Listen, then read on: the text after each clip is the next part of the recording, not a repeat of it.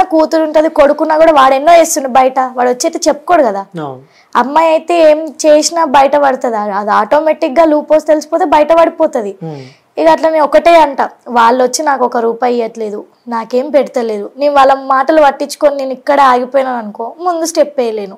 వెనకాల తిరిగి చేసిన తప్పులు వెనకాలకి తిరిగి చూసుకుంటే అవి తప్పులే కనిపిస్తాయి, కానీ వెనక్కైతే తిరిగిపోయి చేసిన తప్పులు అయితే కరెక్ట్ చేసుకోలేను కదా, నేను ముందే పోతా. అంతే. అమ్మ పోలికనా నాన్న పోలికనా? డాడీ. సో అమ్మ అంటే ఎక్కువ ఇష్టమా నాన్న అంటే ఎక్కువ ఇష్టం? అట్లా అడిగితే చెప్పాలి పక్క. ఇద్దరు ఇష్టం అని మాత్రం చెప్పొద్దు. మమ్మీ. మమ్మీనా? ఎందుకు నాన్న అంటే ఇష్టం లేదా? ఇష్టమే నాన్న. సో అంకుల్ మీరు అంటే ఇష్టం లేదు? మా నాన్నకు తెలుసు అది. నాకు అమ్మ అంటే అదొక ఎమోషన్. అంటే ఒక స్వీట్ మెమరీ షేర్ చేసుకో మీ మమ్మీతో. మా అమ్మ నాకు ఒక మాట చెప్పింది, అది ఇప్పటివరకు ఎవ్వరికి తెలీదు, మరి మమ్మీకి గుర్తుందో లేదో తెలియదు. నాకు కొట్లాట అయ్యేటప్పుడే నేను నా వల్ల అవ్వట్లేదు, నేను తీసుకోలేకపోతున్నా, ఇంటి దగ్గర ఉన్నా, ఇంకా అక్కడ ఫ్రెండ్స్ ఉన్నా కూడా ఊర్లో ఎలా ఉంటుంది బయట ఎప్పుడు పడితే అప్పుడు వెళ్ళలేం, ఫ్రెండ్స్ వాళ్ళ ఇంటికి వెళ్ళి షేర్ చేసుకో, ఏదున్నా ఇంట్లో ఇంట్లో ఇంట్లో ఇంట్లో నాకు అవ్వట్లేదు. ఎందుకు చేసిన, నా లైఫ్ ఏంది.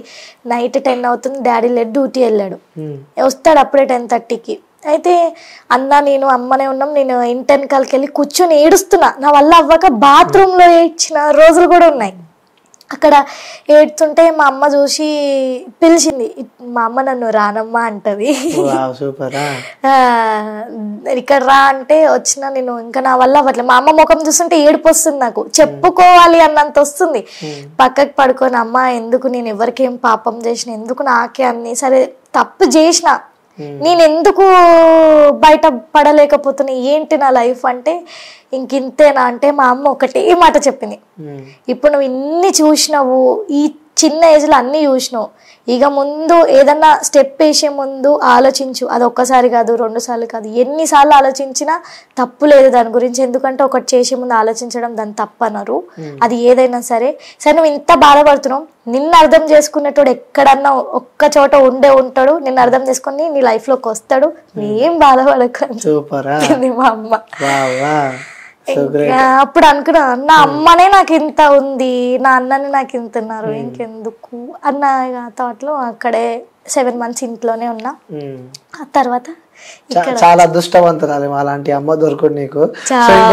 ఇంట్లో నడువే అని చెప్పి ఇంట్లో చేసిన తప్పులకి నిజంగా చాలా ఇబ్బందులు ఉంటాయి. ఇప్పుడు ఏదో రిగ్రెట్ ఫీల్ అవుతున్నావు అమ్మ గురించి? అరే అమ్మకి చెప్పని సీక్రెట్ ఇంకా ఏదైనా అంటే, సో అమ్మకి కానీ నాన్నకి కానీ ఇంట్లో చెప్పని సీక్రెట్, సో ఆ పాస్ట్ విషయం పక్కన పెడితే అది కాకుండా ఇంకేదన్నా సీక్రెట్ దాచిపెట్టింది ఏదైనా ఉందా? లేదని మాత్రం మనకు ఉండే ఉంటుంది. దాచిపెట్టింది అంటే మా అమ్మ నాన్న ఎప్పుడు అంటారు ఏంటంటే, నువ్వు ఎప్పుడు మా గురించి ఆలోచించవు, నీకు నచ్చిందే చేస్తావు, అది ఇదని అంటారు. కోపంలో తిడతారు, ఎందుకంటే కన్నారు కాబట్టి వాళ్ళకి కన్న పేగ ఎంత ఉంటుందో అంత దుఃఖం కూడా ఉంటది కదా. సరే ఓకే అని చెప్పి వాళ్ళు తిట్టినంతసేపు కోపంతో ఉంటా, తర్వాత ఒక్కదాన్ని మైండ్ లో ఎవరితోనైనా మాట్లాడేటప్పుడు కూడా నా మైండ్ లో రన్ అయితే, సరే కన్నది కదా, తిట్టింది, ఓకే పోనీ, మళ్ళీ అదే ఫోన్ చేస్తుంది నాకు, నన్ను అయితే వదులుకోదు కదా, ఎప్పుడు ఎన్ని చేసినా వదులుకోలేదు, నన్ను వదులుకోవద్దు అన్న నమ్మకం అయితే నాకు చాలా ఉంది. ఎందుకో తెలియదు, అది ఎన్ని చేసినా ఇంకేమో తెలియదు. కొంతమంది అయితే వదిలేసుకుంటారు, నా కూతురు చచ్చిపోయింది అని చెప్పి. కొంత నా ఫ్రెండ్స్ ఇంట్లో చూసా, చచ్చిపోయినప్పుడు ఫోటో పెట్టి వాళ్ళకి దండేసిన, నేను కళ్ళతో అట్లా చూసినా కూడా నేనైతే నా పేరెంట్స్ ఎప్పుడు అట్లా చేయలేదు. నేను దాచిపెట్టింది అయితే ఏంటంటే, ఎప్పుడు ఇట్లా అంటూ ఉంటారని చెప్పిన కదా, ఏం ఆలోచించవాలి, కానీ వాళ్ళకి తెలియదు. నేను ప్రతిసారి వాళ్ళ గురించి ఆలోచిస్తా, కానీ నాకేంటో మా అమ్మ కోసం ఒక్కటి చేయాలి, మా అమ్మది ఒక్కటి చూపించాలి మా అమ్మకి. కానీ నేను ఒకటైతే ఎప్పుడు అనుకుంటా, ఎప్పుడు ఉంటానో ఎప్పుడు పోతానో నాకైతే తెలియదు, కానీ నేనైతే ఉన్నంత వరకు మా అమ్మకైతే ఒకటి చూపించే పోవాలి. ఏం చూపిస్తావు? చెప్పను అంటే ఏంటి అంటే ఎగ్జాంపుల్ చెప్పు. ఎగ్జాంపుల్ అంటే అది కూడా చెప్పా, అది చెప్తే అది మా అమ్మకి సర్ప్రైజ్ ఎట్లయితుంది చూడదు. ఇంటర్వ్యూ చెప్తే నుంచి దాకా పాస్ కొట్టు మమ్మీ ఎవరన్నా, అంత సీన్ లేదు. చెప్పవా? సరే అంటే ఏదో సర్ప్రైజ్ ఇస్తా ఉంటుంది, ఇచ్చినప్పుడు ఒక వీడియో తీసిన మా అమ్మ అనుకుంటుంది తెలుసా, అది నన్ను మోసం చేయకుండా ఉంటే చాలు. మీ కూతురు చాలా మారింది, ఎప్పుడైతే సర్ప్రైజ్ ఇస్తారో అప్పుడు నాకు వీడియో పంపు, నేను కూడా ప్లే చేస్తాను. అక్కడ ఇందాక కూడా మా అమ్మ ఇందాక నా ఎప్పుడు రీసెంట్ గానే నేను చెప్తే మా అమ్మకి ప్రతి ఒక్కటి షేర్ చేసుకుంటా. ఒకటి ఏంటంటే నాకు అర్థం కాదు, బాయ్స్ లా లవ్ లో ఉన్నప్పుడు ఒక అమ్మాయి ఒక అబ్బాయి రిలేషన్లు ఉన్నప్పుడు ఎట్లుంటారంటే ఆ అమ్మాయి చెప్తుంది ఏదైనా పని చేసుకో మనము ఫ్యూచర్ లో సెట్ అవ్వాలి అని చెప్తే వాడు వినడు. అదే అగర్సే ఆ అమ్మాయి దూరం పెట్టుకుంటూ మెల్లమెల్లగా ఆ అమ్మాయికి ఆ అబ్బాయికి రిలేషన్ బ్రేక్ అయిపోయి సపరేట్ అవుతుందా, అప్పుడు ఎట్లయితే అరే అది నన్ను ఇట్లా అన్నది దానికి నేనేందుకు చూపి ఉన్నప్పుడు ఈయనరా చేయరా బాబు అంటే చేయరు, కానీ పక్క నుంచి పిల్లలు పోయిన తర్వాత సెటిల్ అవుతాడు. నేను ఇదే అమ్మా ఎందుకమ్మా ఉన్నన్ని రోజులు మనం చెప్తే వినరు, మనం వెళ్ళిపోయాక ఎందుకు ఇట్లా చేస్తారు సెటిల్ అవుతారు అని చెప్పేసి అంటే అంతే ఎవరిని నమ్మొద్దు అంతే అనేదో కొన్ని మాట్లాడుకుంటాము. మా అమ్మ అంటది అమ్మ నేను ఇంకెవరిని నమ్మనమ్మా అంటే నువ్వు అందరినీ నమ్ము నన్ను మాత్రం నమ్మకు, నన్ను మోసం చేయి, నువ్వు నన్ను చేస్తూనే ఉండు, నేను మోసపోతే నాకు సిగ్గు రాదని అంటది మా అమ్మ. కానీ క్యూట్ కెమిస్ట్రీ అనమాట, ఇద్దరు బాగా నడుస్తూ ఉంటది. సో ఇంకొకటి ఇది కూడా నేను ఓపెన్ గా అడుగుతున్నా, సో నెక్స్ట్ ఏంటి లైఫ్? నెక్స్ట్ ఏంటి అంటే పెళ్లి ఏమన్నా చేసుకుందాం అని చెప్పి ఆలోచనలు ఉన్నావా?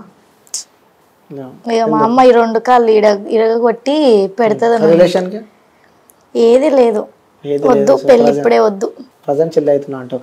సరే ఇప్పటిదాకా నీకు చెప్పినా నేను ఒక సర్ప్రైజ్ ఇస్తా అని చెప్పి నేను చెప్పినా కదా, సో వెయిట్ చేస్తున్నావు ఆ సర్ప్రైజ్ కోసం? చేస్తున్నా, చెప్పు నువ్వు ఎప్పుడు ఇస్తావో అంటే లైక్ ఎప్పుడైనా మళ్ళా పిలిచి సర్ప్రైజ్ ఇస్తావేమో అనుకో. సరే నెక్స్ట్ టైం ఇవ్వాలా? మీ ఇష్టం అది, చెప్పు. నువ్వు సర్ప్రైజ్ నువ్వు ఎక్సైట్మెంట్ గా ఫీల్ అవుతా వాడు పక్క అవుతావు 100% అవుతావు, నెక్స్ట్ టైం హ్యాపీ ఫీల్ అవుతావు.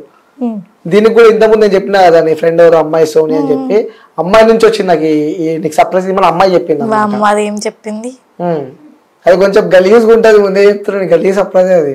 నా గురించి అయితే ఏం బయట చెప్పదు. తన దగ్గర ఏదో ఫొటోస్ ఏదో ఉన్నాయంట, అదేదో చూపిస్తా అని చెప్పి చెప్పింది. బట్ నేను సోనిని కూడా ఓపెన్ చెప్పా, సోనిని కూడా రమ్మని చెప్పిన, బట్ తను బిజీ ఉందని చెప్పి ఏడుంది నేను ఇప్పుడు లేదు నేను పోయినా కదా దాంతో పాటు రాజస్థాన్. మేము మొన్ననే మార్నింగ్ వచ్చాము, అది లేదు బయటకు వెళ్ళింది.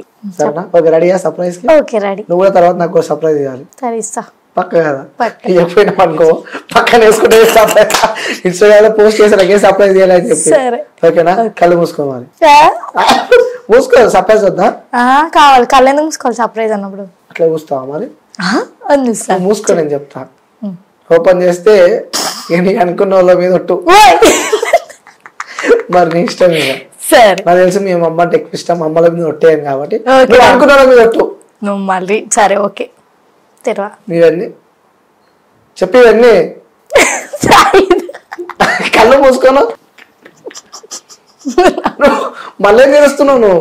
తెరవద్దు, కళ్ళు మూసుకో. ముందే చెప్తున్నా సర్ప్రైజ్ మొత్తం మిస్ అవుతావు. ఓకేనా? రెడీ?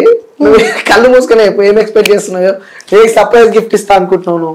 నువ్వు చెప్పు. బిర్యానీ తెస్తున్నా అన్నావు ఇందాక. అది బిర్యానీ సర్ప్రైజ్ కాదు, నిజంగా చెప్తున్నా. ఈ సర్ప్రైజ్ ని చూస్తే సో వాళ్ళకి చాలా కావాల్సిన వ్యక్తులు, నువ్వేమో ప్లాన్ చేసినావు, లో ఉన్న టైంలో కూడా నీకు సపోర్ట్ చేసిన వ్యక్తులు, నీకు ఎంతో ఇష్టమైన నీ ఫ్రెండ్స్ కాదు ఒక ఫాలోవర్ అనమాట, నీకు ఫాలోవర్ నేను పిలిపిస్తా. రెడీయా? కళ్ళు మూసుకో. ఓకే రెడీయా?